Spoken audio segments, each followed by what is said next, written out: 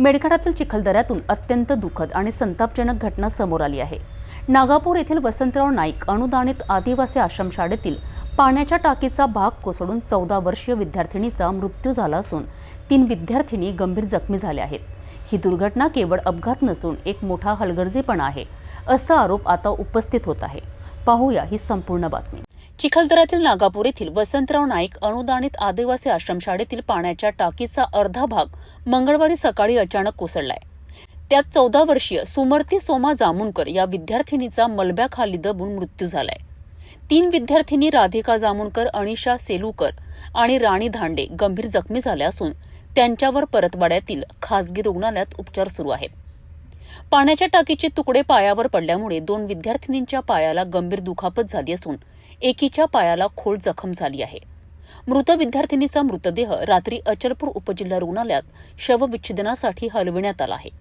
घटनास्थळी अप्पर आदिवासी आयुक्त जितेंद्र चौधरी यांनी भेट दिली असून त्यांनी या घटनेची चौकशी सुरू केली आहे। त्यांनी मृतकाच्या कुटुंबियांना 2 लाख रुपये आर्थिक मदत जाहीर केली आहे। मेळघाटातील 21,000 पेक्षा जास्त आदिवासी विद्यार्थी विविध सरकारी व अनुदानित आश्रमशाळांमध्ये शिक्षण घेत आहेत। त्यांचं आयुष्य असुरक्षित असल्याच्या संतप्त प्रतिक्रिया आता उमटत आहेत। मी अपर आयुक्त आदिवासी विकास विभाग अमरावती बोलतो। काल जवळपास 6 ते 6:30च्या दरम्यान वसंतराव नाईक अनुदानित आश्रमशाळा नागापूर तालुका चिखलदरा येथे एका शाळेमध्ये 6 ते 6:30च्या दरम्यान मुलींचं जेवण झालं होतं। काही मुलांचं जेवण, मुलींचं जेवण चालू होतं। त्या दरम्यान मुली हात धुवायला त्या इथे नळाजवळ गेल्या असताना टाकीचा एक भाग, एक साईड खचली आणि त्या दरम्यान एका मुलीचा मृत्यू झाला। 3 मुली जखमी आहेत। त्यांना परतवाड्याच्या हॉस्पिटलमध्ये भरती केले आहे। त्यांच्यावर उपचार चालू आहेत। मृतकचे नाव सुमर्ती डोमा जामुनकर ही 14 वर्षीय मुलगी 8व्या वर्गातली मरण पावलेली आहे। राधिका हिरा जामुनकर ही एक मुलगी, अनिशा भुऱ्या सेलूकर आणि राणी मुंशाजी धांडे या मुलींवर उपचार सुरू आहेत। एकूणच आदिवासी विकास अमरावती किंवा ज्या आदिवासी आश्रमशाळा आहे यामध्ये जर अशी दुर्घटना झाली तर त्यांना भरपाई म्हणून शासनाकडून काय मिळते? अनुदानित आश्रमशाळांच्या याच्या बाबतीमध्ये 1 लाख रुपयाची भरपाई शाळेकडनं आणि 1 लाख रुपये शासनाकडनं दिल्या जातात।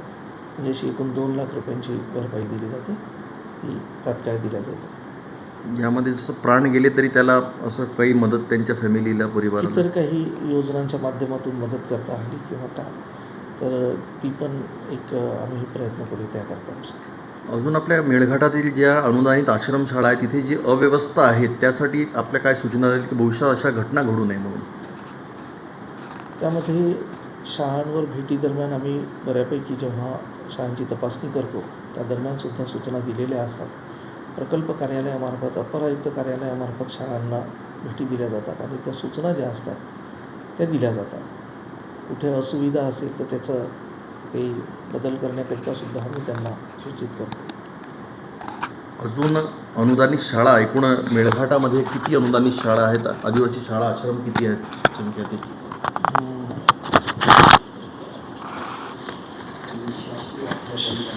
आमच्या एकूण धारणी प्रकल्पाअंतर्गत 20 शासकीय आणि 27 अनुदानित अशा आश्रमशाळा आहेत धारणी प्रकल्पाअंतर्गत। मेळघाट म्हणजे धारणी प्रकल्प। पटसंख्या आहे विद्यार्थ्यांची? टोटल पटसंख्या मी सांगतो तुम्हाला ती अशी। ठीक आहे। नागापूरची शाळा आहे ती आमदार केवलराम काळे यांच्या नावाची शाळा आहे अशी चर्चा होत आहे। या काय याचं स्पष्ट काय प्रतिक्रिया?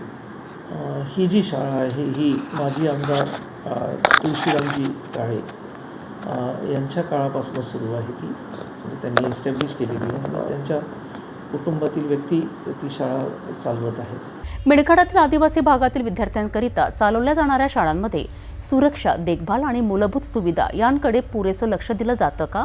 हा खूप मोठा प्रश्न या घटनेनंतर उभा राहतो आहे। शासकीय यंत्रणा केवळ मोबदला देऊन जबाबदारी झटकणार का? दोषींवर कारवाई होणार का? हे पाहणं आता गरजेचं आहे।